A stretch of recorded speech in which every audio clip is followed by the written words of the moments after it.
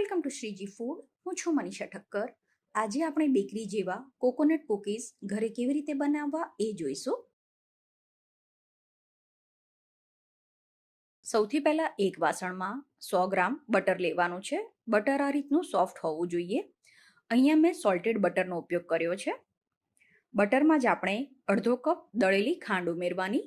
જે ઘરમાં ખાંડ વાપરીએ છીએ એને જ મિક્સરમાં દળીને ઉમેરવાની, પણ ખાંડને ઉપયોગમાં લેતા પહેલાં આ રીતે ચાળી લેવાની છે. હવે બટરને અને દળેલી ખાંડને આપણે સરસ રીતે મિક્સ કરી દેવાનું. આને તમે હેન્ડ મિક્સરથી કે પછી સ્ટેન્ડ મિક્સરમાં પણ મિક્સ કરી શકો છો. દરેકની પાસે એ રીતના મિક્સર ના હોય, એ માટે મેં આ મેથડ પણ તમારી સાથે શેર કરી છે. તો આ રીતે તમે એને થોડું મિક્સ કરશો એટલે આ રીતનું આનું ટેક્સચર આવી જશે. આ રીતનું એકદમ સરસ ફ્લફી અને ક્રીમી એનું ટેક્સચર આવી જવું જોઈએ. ત્યારબાદ આપણે આમાં 1 કપ મેંદો ઉમેરવાનો છે, જેને ચાળીને ઉપયોગમાં લેવાનો. પછી આમાં અડધી ચમચી બેકિંગ પાવડર અને 1/4 ટીસ્પૂન બેકિંગ સોડા ઉમેરવાનો છે, જેને પણ ચાળીને ઉમેરવાનો. હવે અહીંયા મેં સોલ્ટેડ બટર લીધું છે. તમે જો અનસોલ્ટેડ બટર કે પછી ઘી લીધું હોય તો તમારે અહીંયા ચપટી જેટલું મીઠું ઉમેરી દેવાનું. પહેલાં આને થોડું મિક્સ કરી લેવાનું છે. પછી 2 ચમચી વેનીલા ફ્લેવરનો જે કસ્ટર્ડ પાવડર આવે છે એ ઉમેરવાનો. આ ઉમેરવાથી કૂકીઝનો ટેસ્ટ ખૂબ જ સરસ લાગતો હોય છે, પણ તમારી પાસે જો કસ્ટર્ડ પાવડર ના હોય તો તમે એને સ્કીપ કરી શકો છો. એ પછી આમાં 1 કપ જે સૂકા ટોપરાનું છીણ આવે છે એ ઉમેરવાનું. બધી વસ્તુને આપણે મિક્સ કરી લેવાની અને આ રીતે આ મિક્સ થઈ જાય એ પછી જરૂર પ્રમાણે આમાં રૂમ ટેમ્પરેચરનું દૂધ ઉમેરવાનું અને આનો લોટ બાંધીને તૈયાર કરવાનો છે. તો આ રીતનો મીડિયમ સોફ્ટ લોટ બાંધવાનો છે.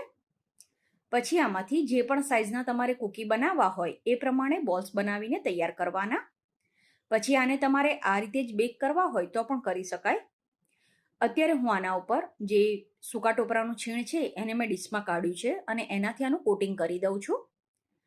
આ રીતે કૂકીઝ રેડી કરીને જે બેકિંગ ટ્રે હોય છે એમાં એને મૂકતા જવાનું. તો અહીંયા હું તમારી સાથે ઓવનમાં કૂકીઝ કેવી રીતે બનાવવા અને ઓવન વગર કૂકીઝ કેવી રીતે બનાવવા એ બંને મેથડ શેર કરવાની છું. તો બધા કૂકીઝ બની જાય એ પછી એને 10 મિનિટ માટે ફ્રીઝમાં સેટ થવા માટે મૂકવાના. અને કૂકીઝ સેટ થઈ જાય પછી જો ઓવનમાં બેક કરવા હોય તો ઓવનને 180 ડિગ્રી સેલ્સિયસ ઉપર પ્રીહીટ કરી લેવાનું અને પછી કૂકીઝને તમારે 15થી 17 મિનિટ માટે બેક કરવાના છે. તો આ કૂકીઝને મેં 15 મિનિટ માટે બેક કરી લીધા છે. કૂકીઝને તમે ચેક કરશો ત્યારે એની પાછળની સાઈડ આ રીતનો લાઇટ બ્રાઉન કલર આવી ગયો હશે. એના પરથી તમને ખ્યાલ આવી જશે કે કૂકીઝ એકદમ સરસ રીતે બેક થઈ ગયા છે.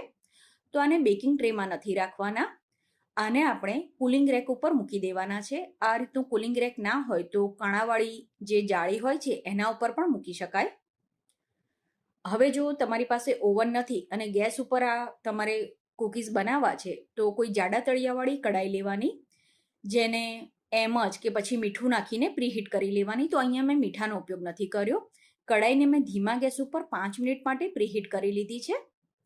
પછી આ રીતનું જે સ્ટેન્ડ કે કાંઠલો જે પણ તમારી પાસે હોય એ મૂકવાનું અને પછી એના ઉપર અને એના પછી જે કૂકીઝ તમારે બેક કરવાના હોય એને સ્ટીલની થાળીમાં કે પછી એલ્યુમિનિયમની થાળીમાં લઈને આમાં બેક કરવા માટે મૂકવાના.